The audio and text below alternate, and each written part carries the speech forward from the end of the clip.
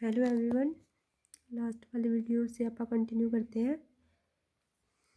Last वाले में क्या था कि ट्रिग्नोमेट्री रेशो पढ़ लिए थे सारे के सारे कि साइन कोसाइन का अपोजिट होता है, साइन कोसिकेंड का अपोजिट होता है, कोसिकेंड सेकेंड का अपोजिट होता है, टेंजेंट कोटेंजेंट का अपोजिट होता है, और टेंजेंट होता है साइन ए अपॉन कोस ए, और कोटेंजेंट होता है कोस ए अपॉन साइन ए। अब आप पढ़ रहे हैं trigonometry ratio of an acute angle. तो वो कैसे निकलेंगे सारे के सारे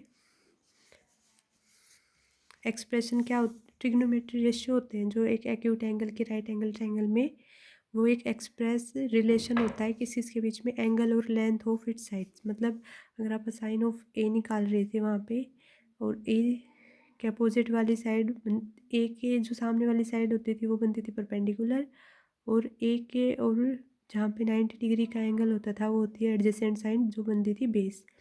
ठीक है। अब यहाँ उस इक्विलेटरल उस राइट एंगल ट्रायंगल में और इस राइट एंगल ट्रायंगल में डिफरेंस क्या वो भी देखेंगे। तो हमें पता है कि उसमें साइन की value, sine of a angle की वैल्यू क्या आई थी, परपेंडिकुलर अपॉन हाइपोटेन्यूज। वहाँ पे परपेंडिकुलर क्या था, बी सी अपॉन ए सी। ठीक है। अब मैंने एक बताया था कि आपका एक होमवर्क क्वेश्चन भी है लास्ट वीडियो में।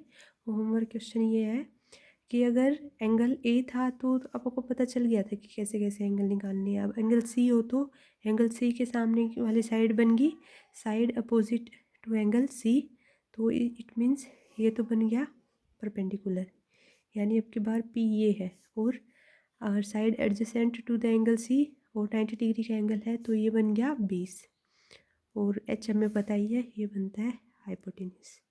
ठीक है। तो अब इसके सारे के सारे sine A cos sine C cosecant C cosine C secant C tangent C and cotangent of angle C, सारे के सारे आपको कमेंट बॉक्स में बताने। वो वाले सेम नहीं होंगे, डिफरेंस होंगे, और डिफरेंट क्यों होंगे वो भी आपको रीज़न पता चल गया है क्योंकि मैंने एंगल बदल दिया है। ठीक है। अब एक पाइथागोरस थ्योरम होती है कि किन्हीं दो साइड का सम करें और दो तीसरी साइड के सम के इक्वल आना चाहिए, और जो तीसरी वाली साइड होती है वो हमेशा हाइपोटेन्यूस होती है। मतलब अगर अगर यहाँ पे एंगल ए ले रहे हैं तो ये बन रहा है बेस, और ये बन रहा है परपेंडिकुलर, और ये बन गया हाइपोटेन्यूस। तो ए सी की वैल्यू क्या होगी, ए सी का square equal to A B का स्केयर प्लस बी सी का स्केयर। तो ए सी आप कैसे निकाल सकते हैं, under root of this one जो ऊपर वाले टर्म है, ए बी का स्केयर प्लस बी सी का स्केयर। ठीक है। तो अब ए सी की वैल्यू क्या आ गई, under root of A B का स्केयर, ए बी कितना है 3 के मीन्स 9 के स्केयर प्लस इसका हो गया 16 के स्केयर, बी सी हो गया 60 के स्केयर, तो ये हो गया 25 के स्केयर विल बिकम 5 के, प्लस माइनस 5 के होता है, डिस्टेंस कभी भी नेगेटिव नहीं होती, तो 5 के आ गया अपना आंसर। तो ए सी आ गई 5 के। एक आपका होमवर्क क्वेश्चन है, एंगल मैंने बी पे ले रखा है, एंगल बी पे ले रखा है, बस आपको बताना है कि ए सी क्या होगा, मतलब ए सी क्या निकलेगा। ए बी तो पता है, इसके सामने वाला हमेशा हाइपोटेन्यूस होता है, मतलब ये हाइपोटेन्यूस हो गया।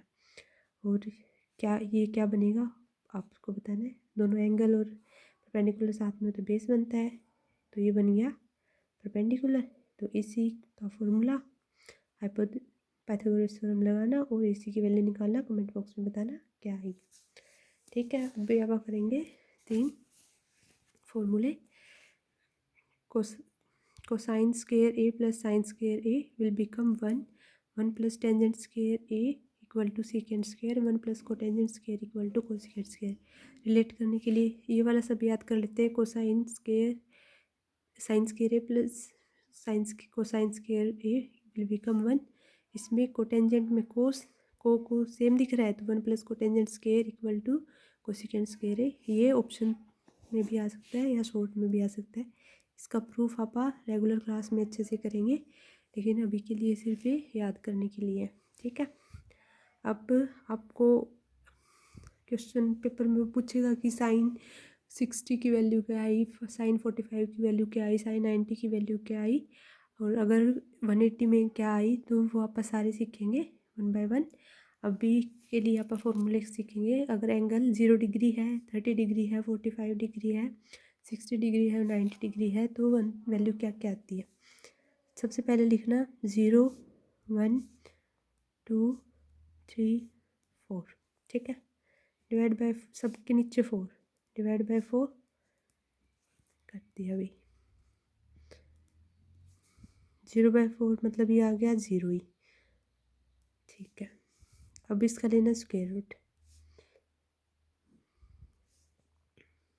एक बार पहले सबका स्क्वायर रूट, फिर करेंगे सबको सोल्व, ठीक। मतलब 0/4 उसका स्क्वायर रूट 2 विल बिकम 0, और 1/4 मीन्स 1 का स्क्वायर रूट 1 और 2 4 का स्क्वायर 2, 2 का स्क्वायर 4, तो स्क्वायर रूट में 4 का रूट 2 बन गया, और ये कैंसिल हो गया 1/2, तो 1 अपॉन, क्योंकि 1 का तो स्क्वायर रूट 1 हो गया, और रूट 2 ये बन गया √3/2, एंड ये कैंसिल हो गया तो √1 विल बिकम 1। मीन्स ये आ गई सारी की सारी साइन की वैल्यू, कि साइन 0 होता है 0, साइन 30 होता है 1/2, साइन 45 होता है 1/√2, साइन 60 होता है √3/2, एंड साइन 90 होता है 1, ठीक है। आपको साइन में क्या करना है, सिर्फ ये यहाँ से स्टार्ट किया था ऐसे गए थे, अब वापस से लग जाओ 1√3/2, 1/√2 एंड 1/2 एंड 0। ये बन गए सारे के सारे कोसाइन ऑफ एंगल ए। अब टेंजेंट का साइन बाय कोस होता है, तो 0/1 0, 1/2 बाय इसी के डिवाइड में कर दूँ तो 1/√3, क्योंकि 2 से 2 वाली टर्म कैंसिल होगी। अब ये दोनों सेम है तो आ गया 1, √3 डिवाइड बाय √1, √3/1 आ गया, तो उसको लिख देते हैं सिंपल √3, यही 1/0 नॉट डिफाइंड अनडिटरमिनेट फॉर्म होती है, यहाँ पे लिख देते हैं इन्फिनिटी या नॉट डिफाइंड, ठीक है। कोटेंजेंट में इसका रेसिप्रोकल करते हैं, यहाँ से वापस घूम जाते हैं, कैसे, नॉट डिफाइंड, इन्फिनिटी, √3 1, 1/√3 और 0, ये आ गया अपने कोटेंजेंट ऑफ ए के। अब सीकेंट क्या होता है, कोस का अपोजिट, यानी 1/कोस वाले, तो 1, 2 √3/2 तो 2/√3, √2 2 एंड 1/ करना था तो ये आ गया नॉट डिफाइंड यानी इन्फिनिटी। कोसिकेंट में क्या आएगा, ये होता है 1/साइन ए, साइन की पता है वैल्यू, तो 1/0 यानी इंडिटरमिनेट फॉर्म यानी नॉट डिफाइंड, अगली वैल्यू 2, अगली वैल्यू 2 आ गई, और अगली वैल्यू 1/√2 का वो करेंगे तो √2 ऊपर गया, और 2/√3 एंड 1।